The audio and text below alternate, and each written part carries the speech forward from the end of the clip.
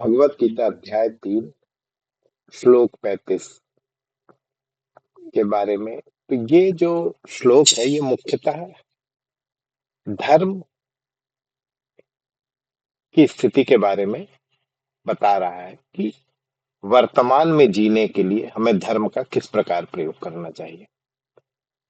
अब इसमें ये कह रहा है कि अगर आपका धर्म में गुण कुछ कम भी है, मतलब यहाँ जब धर्म की बात हो रही है तो कोई पंथ, मजहब, संप्रदाय या किसी संगठन, किसी ऑर्गेनाइजेशन, इसकी बात नहीं हो रही है।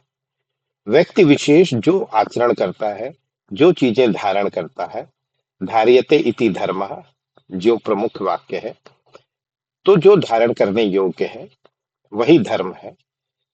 तो वो अगर आपने जो धारण किया हुआ है उसमें गुण अगर कुछ कम भी है तो आपको उसी में पूरी निष्ठा से, एकाग्रता से, लिव इन द मूवमेंट, वर्तमान में जीते हुए उस पर कार्य करना चाहिए।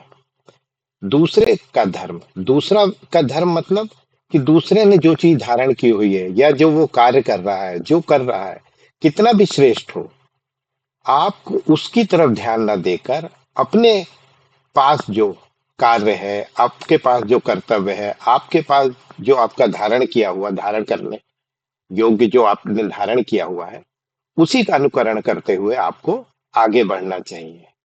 अब इसमें आता है स्वधर्मे निधनम। स्वधर्म में मतलब अपने धर्म में ही, मतलब उसी में कार्य करते करते अगर आपकी मृत्यु भी हो जाती है तो वो श्रेष्ठ है। वो श्रेष्ठ है, क्यों श्रेष्ठ है?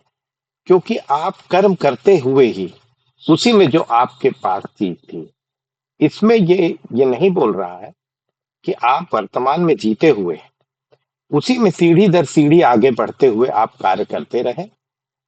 इसके कहने का यही आशय है।